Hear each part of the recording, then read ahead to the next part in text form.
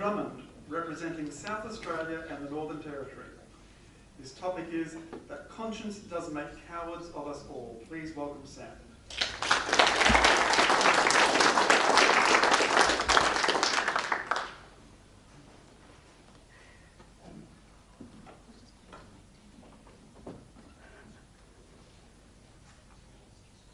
I'm at a dinner party, seated amongst friends. Main course is about to be served, and there's a lively debate brewing about a Shakespeare quote. Conscience does make cowards of us all. But I haven't read any Shakespeare, so I disguise my ignorance with a knowing and interested look and say nothing, while they all explore and draw on our environmental conscience as proof that we're anything but cowardly, and then share the ways they're reducing the size of the footprint they leave on the planet. Dave?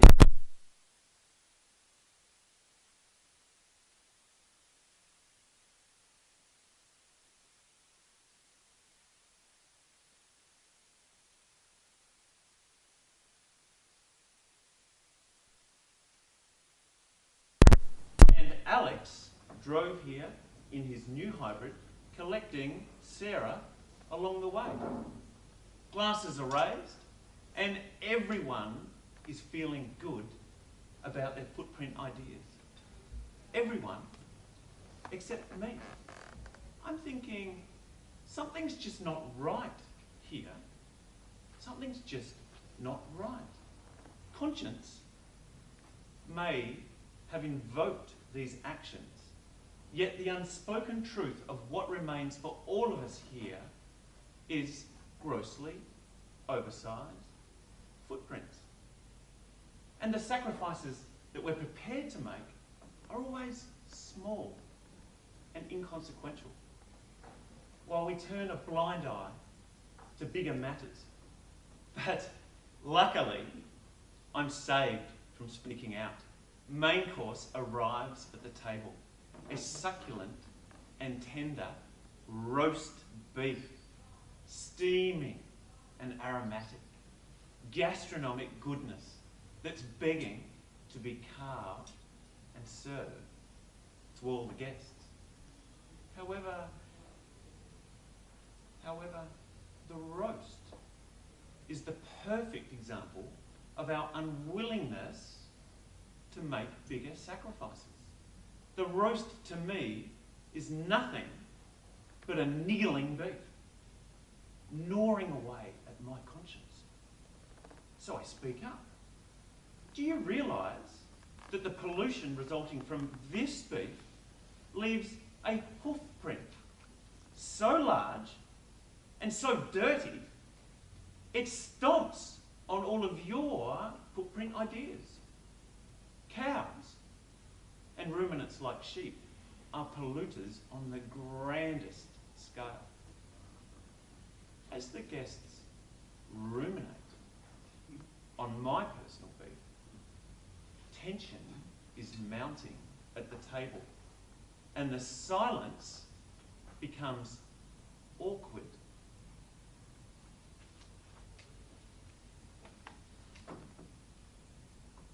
Until Dave explodes, shouting, "Bullshit! What a load of bullshit, Sam." And he's right. Bullshit, or manure, from cows, along with their flatulence, burps, and exhalations, emit methane, a greenhouse gas that has 23 times the warming potential of carbon dioxide. But the alarm bells on beef can't be heard because they're drowned out by the clanging of cowbells. A cowbell orchestra of 1.5 billion bovine beasts on our planet. You may think it unfair to compare a cow with a motor car on their contributions to greenhouse gases. So let's make it very clear. On one side, all the cows on the planet, and the other, the entire world transportation sector. Every car, every bus, every truck, every train, every ship, every plane, spewing out an enormous amount of greenhouse gases. But who amongst us knows that the world's ruminants tip the scales? They're responsible for 50% more greenhouse gas emissions than the entire world's transportation sector. It seems that we're driving our cows a lot faster than we're driving our cars. And you have to call the model of cow that we're driving the bum steer.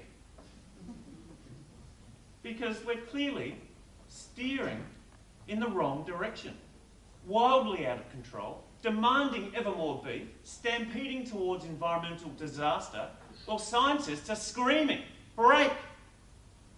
Use the brake!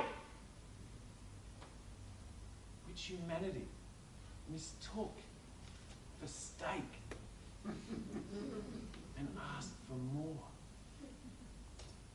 It was then that I became aware of the silence at the table and of the guests staring at their plates, having lost their appetite and trying to digest my words. But what happened next was far more terrifying than anything I'd said. The guests spoke their truth. Helen said she knows consuming beef causes unthinkable damage, so she chooses not to think about it. Dave said he values this beef meal. It's a tradition, despite the consequences. And Alex is already doing his bit with the electric car. Harvey just says, why should I give up beef when no one else will? And then there's Sarah. She's just sitting there, completely overwhelmed, feeling a sense of helplessness. And she looks up and says, so doing anything about it is pointless. And me? I'm wishing Shakespeare was here. He would relish the fact that the stakes are this high. He would salivate on the absurdity of us trying to eat our way out of danger. And he would feast upon our human weakness. Because the responses of everyone at the table here typifies that of almost everyone in society. Behavioural research indicates that in the face of alarming environmental information, we trick and we betray our own conscience to protect and preserve the things that are most important to us, like air travel, that new car, heating and cooling larger houses, this beef.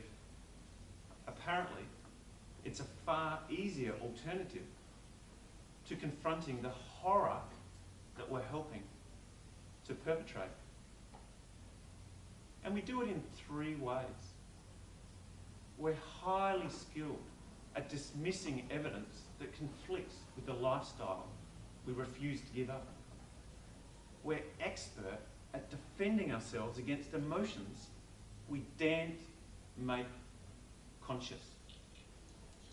And we're prone to moral licensing, the warm inner glow of having done the right thing with a minor sacrifice while we continue with our grossly oversized footprints. But now, there's only one matter remaining for the dinner party guests. As humanity stands at the environmental precipice, we must decide whether we continue to be or not to be? Are we going to consume this beef and leave our conscience cowering in the corner?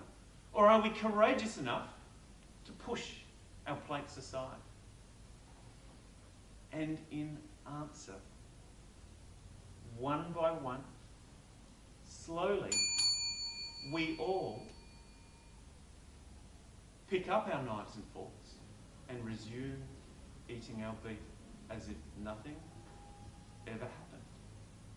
Because, like a good Shakespearean play, it's a tragedy that conscience does make cowards of us all.